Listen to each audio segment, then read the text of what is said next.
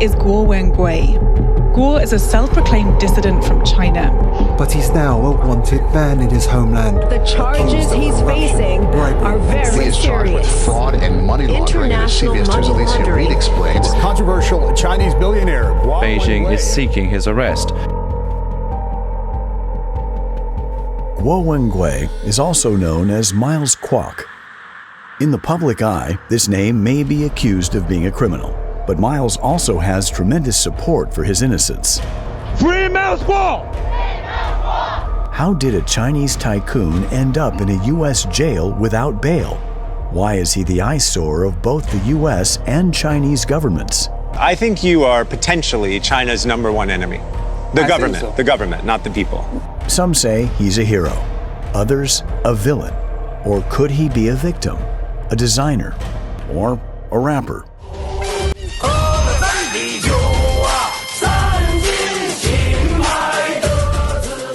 Let's delve deeper to uncover the truth.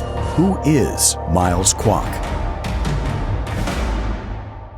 Born in 1968, Miles came from a poor village in China's Jilin province called Zhaozhago. His parents worked hard to raise 8 boys. Miles was the 7th. Miles grew up knowing what it was like to be hungry and cold. During the Cultural Revolution, the whole country was in chaos, and Miles caught the urge to thrive rather than just survive. At 7, he was selling popsicles in the village. By 12, watches and jeans. At 13, he had his own steamed bun shop. And by 15, he was fixing and flipping motorcycles. Afterwards, Miles moved back to his roots in Shandong. As a teenager, Miles was the guy known for the best motorcycles around.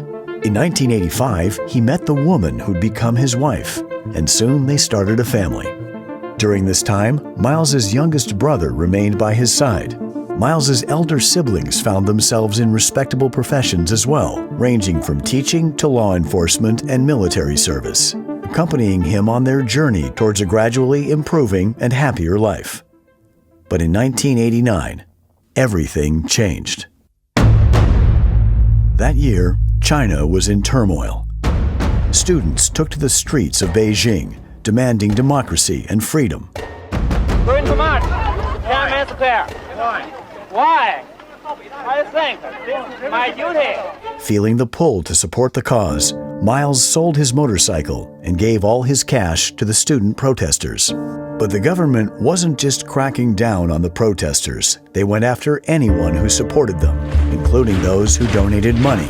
One day, in May 1989, Miles, his wife, 2 children, and his younger brother were gathering in Miles' office when 2 drunk cops barged in to arrest Miles. During the confrontation, the police fired 8 times. 2 bullets almost hit his wife, who was holding the baby, and 2 bullets hit his younger brother in the chest. That night, the police took Miles into custody while completely ignoring his brother. 2 days later, Miles's brother died in the hospital from the gunshot wound. Miles would end up being detained for 22 months in the Xingfeng Detention Center, a place that would forever change his life. In detention, Miles encountered many others who believed in the student movement and democracy. They were teachers, lawyers, writers, and young activists. Despite the lice, moldy food, and damp conditions, these brave people held on to their ideals. Miles watched as each of them were executed without any dignity.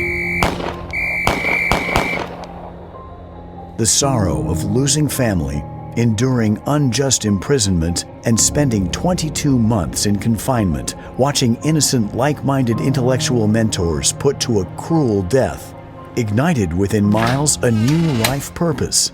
The first thing Miles did upon his release was collect his brother's ashes from the crematorium. Miles's life was never the same from this moment.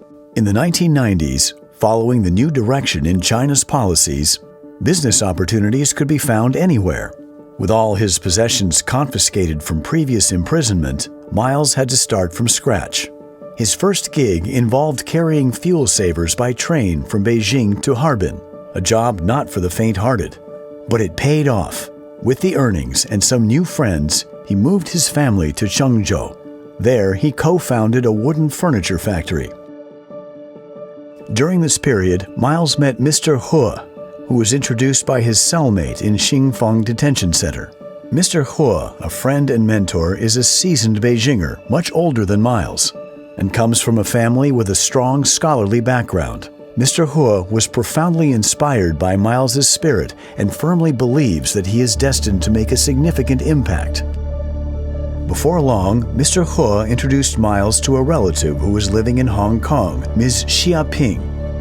A successful businesswoman herself, Ms. Xia believed Miles had a strong intuition about real estate and high-end hotels. Ms. Xia Ping arrived in Zhangzhou and invested in Miles's venture, the Yuda Hotel, marking Hunan Province's first five-star hotel when Miles was only in his 20s. The Yuda Hotel soared to unprecedented success, marking a significant milestone in Miles's life. It transformed from a mere hotel into a landmark in Zhangzhou and across the Hunan Province.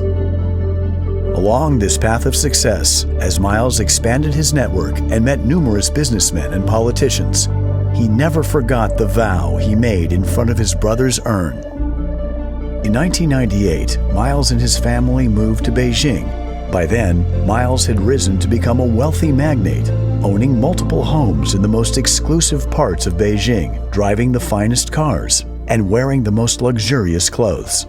His network across different circles kept expanding. Around 1998, he was already planning his next venture, the Pangu 7-Star Hotel. Foreseeing that Beijing would have the opportunity to host the 2008 Olympic Games, Miles bought a piece of deserted land covered in weeds and situated far from the city center in a village that was soon to become the Olympic Village for the Games. Just as Miles had suspected, in 2001, Beijing secured the chance to host the upcoming Olympic Games. The Games of the 29th Olympiad in 2008 are awarded to the city of Beijing. A victory that sparked widespread celebration across the nation. Yet the path that this victory led to was filled with political struggles and obstacles. Over the course of several years, Miles managed to acquire land in Beijing's prestigious Huhai district.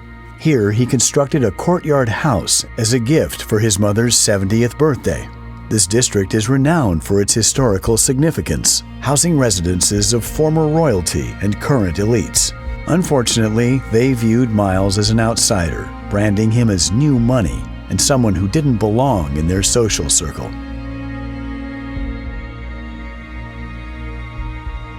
Pangu Hotel hit some major roadblocks right out of the gate. Construction was left hanging by Liu Zhuhua, who served as Beijing's deputy mayor and the brains behind the Olympic construction.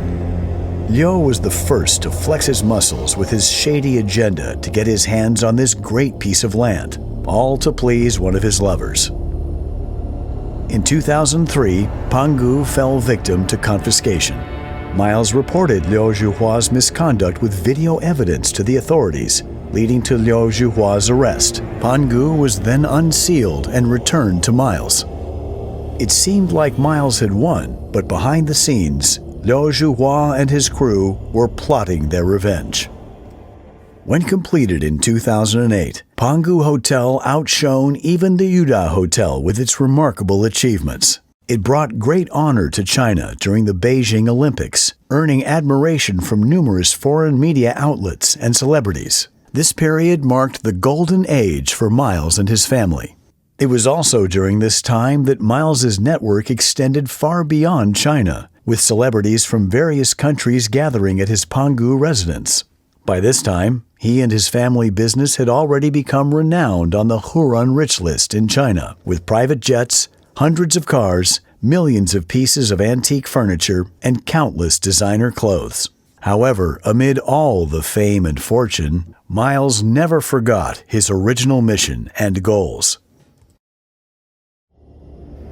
In 2013, there was a significant upheaval in the CCP government. Xi Jinping launched the so-called anti-corruption campaign, which essentially aimed to eliminate any potential political opponents. 坚持零容忍的态度不变，做到有案必查，有腐必惩，让腐败分子在党内没有任何藏身之地。As a result, numerous former high-ranking Chinese officials were ousted. Some were even arrested. Leading the charge was Wang Xishan, a former big shot in Beijing, who was once Liu Zhuhua's boss and friend. This crackdown turned China upside down, and Miles and his family were right in the middle of it. According to the internet, the Guo family was already a major shareholder of Founder Securities at that time, and also held a large number of shares in other stock exchanges. Of course, high-ranking CCP officials had long been eyeing to carve up this lucrative business. Within the circle of Beijing politicians Miles befriended was a close friend named Ma Jian, who served as the deputy minister of the Ministry of State Security at the time. As Ma Jian held numerous pieces of incriminating evidence against Wang Xishan, he became the center of a state-led investigation and was subsequently arrested. Wang Xishan suspected that Miles also held incriminating evidence against him. At the end of 2013, anticipating Wang Xishan's move to arrest him, Miles flew to Hong Kong, but Wang Xishan's retaliation had just begun. On January 10, 2015, while Miles was visiting in the UK, Pangu Plaza was swarmed by dozens of police cars and hundreds of officers encircling the building. During this raid, the police detained numerous Pangu employees and several of Miles's family members, including Miles's 5 brothers, his wife, and his young adult daughter. Using force during these types of raids was commonplace for the CCP, and so it was at Pangu that day. Police violently cleared out all the offices, using force on innocent employees. Miles would get a call a few hours after this horrible event. 如果你在国外，在境外，肆意妄为，以国家为己，必将死无葬身之地。同时，专案组会对你本人和你儿子郭强发出国际红色通缉令。 This man behind the call was Wu Zheng, also known as Bruno Wu, a U.S. citizen holding an American passport, who navigated between the complexities of U.S.-China relations. His underlying identity, however, was that of a spy nurtured over an extended period by the Chinese Communist Party. Wu publicly registered under FARA in the United States and lobbied openly on behalf of the CCP. He was born into a family with a history of espionage. His grandfather provided legal defense for early leaders of the CCP a century ago, rescuing many communist officials from the opponent's Kuomintang prisons. Because of his deep generational ties to the CCP, Wu was able to live above the law in what is informally known as a death exemption plate. On January 20th, 2015, in an effort to gather more information about Miles's activities abroad, the CCP authorities released his wife and daughter, subjecting them to 24-hour surveillance. In the days that followed, several of Miles's family members and employees were also released. However, many endured inhumane treatment and torture, leading to lifelong disabilities. Among them, the CCP detained Miles's 3 brothers for a period ranging from 1 to 2 years. The CCP also established a special task force that appeared daily at Miles's company, conducting comprehensive surveillance of finances and personnel. 你不用担心家人，我会照顾好的。弟妹、女儿，不是已经回去了吗？啊，再回，但是回来他现在是这个在那个还很多人跟着，然后在五洲酒店。和闺女，然后呢，这个一堆人跟着，然后他非常恐惧，家也不让回，那这不行啊！其实非常生气，要求两边全要他。我的老板也对你很有意见，你知道吗？ Even today, despite having complete control over all of Miles's domestic assets, the CCP has repeatedly attempted to lure him back to China. At the end of 2016, the Dalian task force arrested Miles's daughter and his brother once again, using this as leverage to compel Miles to return to China to cooperate with the CCP. Repeatedly using his family as leverage, the CCP drove Miles to the edge. Faced with such dire circumstances, Miles's options were limited to either submission or resistance. Miles understood deeply that compliance meant self-destruction, as the CCP consistently oppressed and exploited the people, never demonstrating any semblance of justice or fairness. The deep-seated resentment and anger that Miles had carried for decades finally erupted. Having endured the intrusive malice of the CCP in China for 28 years, brought Miles to a point of no return. A pursuit of justice and freedom would expose the cowardice and shadow warfare of the CCP. 我用我28年的生命看到了他们的堕落。中纪委书记王岐山和公安部常务副部长傅政华如何会毁掉中国？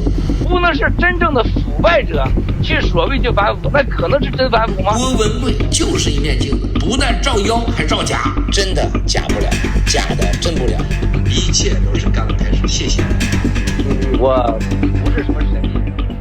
On January 26, 2017, Miles decided to sit in front of the camera. This marked his first ever public interview, making him the first Chinese individual to openly defy the Chinese Communist Party on camera and speak out against it. At this time, Miles's concerns extended beyond his family and career. He had abandoned all he had accomplished in the first half of his life and ventured onto a path that was both more difficult and more meaningful. Yet the core of the CCP responded to Miles's actions with a mixture of anger and fear, determined to erase him completely. In addition to being interviewed by certain overseas Chinese media outlets, Miles launched the whistleblower movement on YouTube, utilizing live streams and short videos to share his story. Twitter also became his platform for sharing disclosure whistleblowing documents.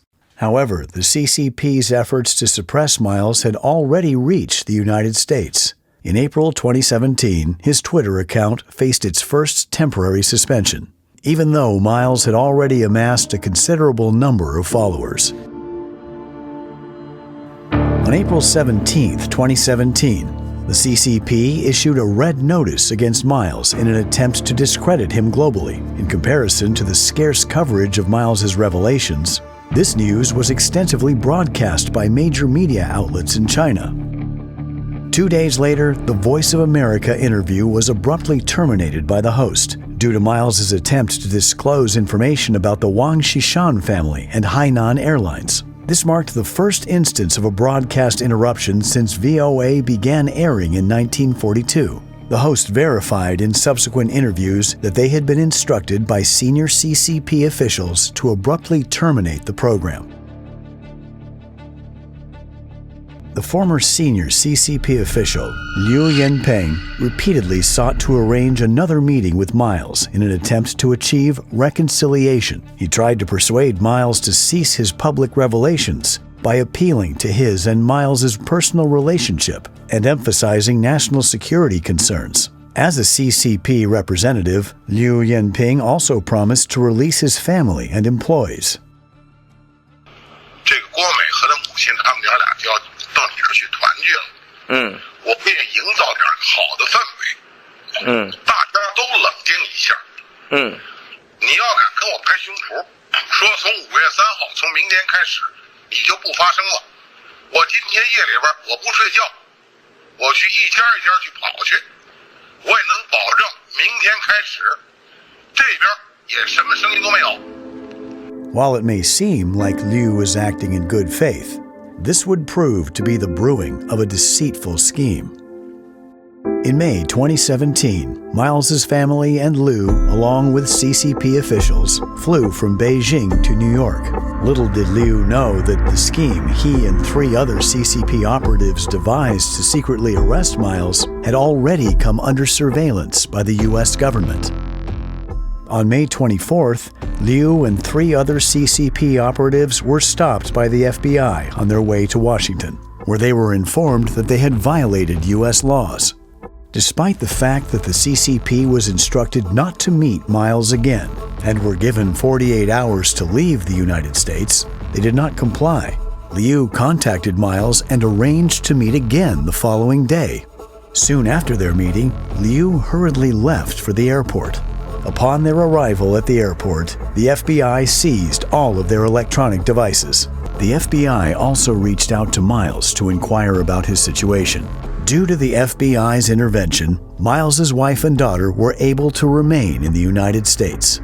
Unfortunately, Liu Yanping's departure did not mark the end of the CCP's activities. Another high-ranking CCP official, Sun Lijun, who was in Washington at the time, had a tactical conversation with Miles in yet another attempt to coerce Miles to return to China. 文贵兄啊，你还真的这次是误解我了。我来呢是美国司法部邀请的，主要就是来谈这个网络安全合作的。而且呢，我到了美国之后呢，已经跟他们谈了2轮了。谈的也都不错。你也可以问他们，在谈的当中，包括 FBI 也在，我只字未提光棍3个字。He lied. He was in New York and building up his connections for a new plan, lobbying for Miles's deportation.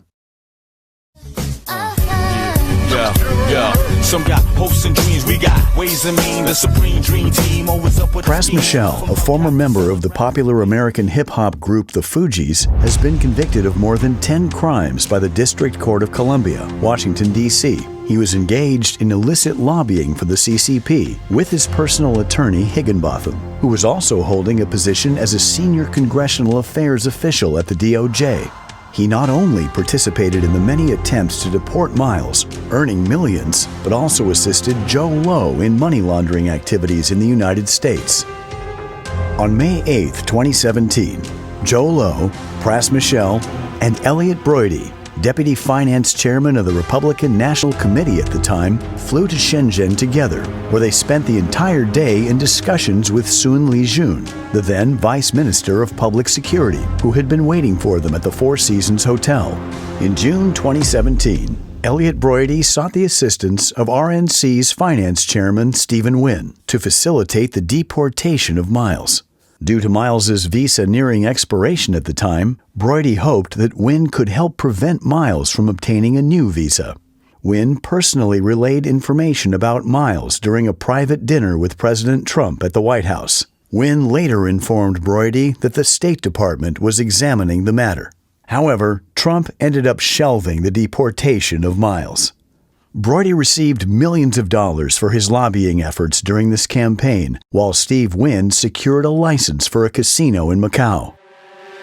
To ensure Miles remained in deep water and posed no threat in the future, CCP plotted another scheme. On July 18, 2017, Miles and his family went on a cruise in the yacht called Lady May. Suddenly, the ship lost control. The captain found it impossible to steer the vessel in the intended direction. Approximately 100 meters away from Lady May, a coal barge vessel was anchored. The consequences of a collision is unimaginable. Miles and his family were just one drift away from death. Being equipped with a sophisticated onboard computer system, the ship ought not to have had a malfunction like this. It's almost as if someone else had control of the ship.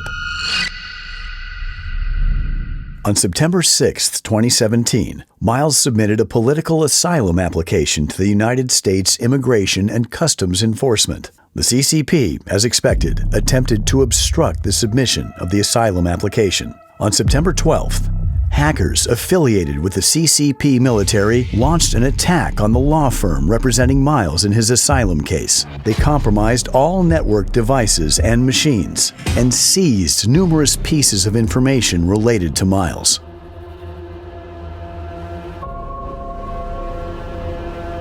Despite everything that had happened, Miles's efforts to counter the Chinese Communist Party persisted.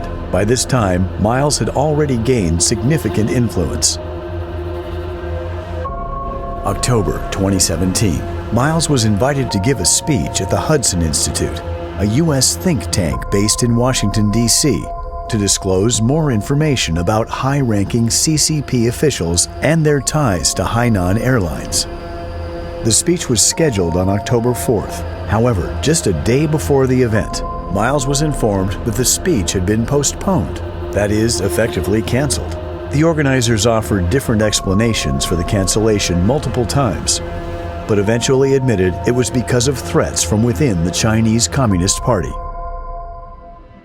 The day after his speech was canceled, Miles opted to hold a press conference at the National Press Club in Washington, D.C., where he officially unveiled intelligence regarding corruption within the Wang Xishan family and Hainan Airlines. He also revealed the CCP's big plan to corrupt the free world by using media, money, sexual bribery, and fomenting unrest in the United States. Miles sounded a worldwide alarm about the CCP emerging as a global concern affecting everyone. However, Miles's message was not embraced or adopted by the mainstream media in the United States. Instead, extensive negative coverage in American media outlets led to widespread bias against Miles. His Twitter account was permanently suspended on August 17, 2018. Is there any pressure from the Chinese government to block his account? No, Senator. We reviewed a report on that account and analyzed it through regular channels using our regular procedures. The blocking was not of the account in its entirety, but I believe was of specific posts that violated our policy. So you can testify today that you did not come under pressure from the Chinese government or any of its representatives or people working for them to block his account or to block whatever it is you blocked. I want to make sure I'm being precise and clear. We did receive a report from representatives of the Chinese government about the account. We analyzed that report as we would any other.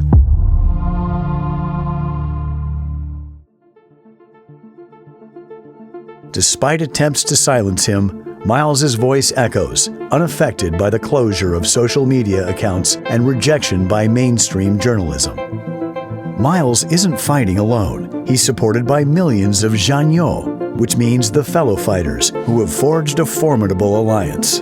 On June 4th, 2020, the anniversary of the Tiananmen Square incident, Miles embarked aboard the yacht Lady May to the mouth of the Hudson River with the Statue of Liberty in the backdrop.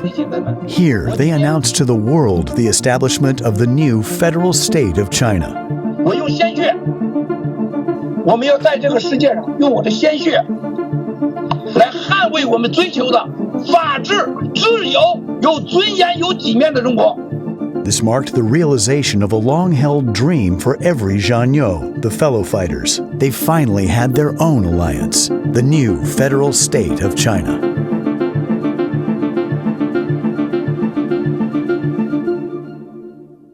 Meanwhile, those who deal with the devil have had their fate sealed with a price tag. On January 27, 2018, following an article in the Wall Street Journal about sexual harassment of female employees, Steve Wynn announced his resignation as the finance chairman of the RNC. On May 17, 2022, Wynn was sued by the Department of Justice for violating federal laws by engaging in illegal lobbying and failing to register as a foreign agent. On April 13, 2018, the Wall Street Journal would also uncover another scandal involving Elliot Broidy, the vice chairman of the RNC. He was accused of paying $1.6 million in hush money to a model for an abortion. Consequently, Broidy resigned from his position. On October 6, 2020, federal prosecutors charged Broidy with acting as an unregistered foreign agent, aiding the CCP in lobbying the White House to repatriate Miles. He later confessed to his crimes in a plea deal, but was pardoned by the president. Now, the fate of the CCP officials, Liu Yanping, Sun Lijun, and Fu Zhenghua, have also come to a deserving end due to the escalated power struggles. Still, soldiers march because the battle continues. The CCP imposed a fine of nearly $13 billion for alleged coercion in 2018. They also seized $5 billion in Hong Kong assets belonging to Miles and his family, representing the largest, most abusive monetary penalty ever imposed in China. The storm continues to churn toward Miles and his anti-CCP global endeavors.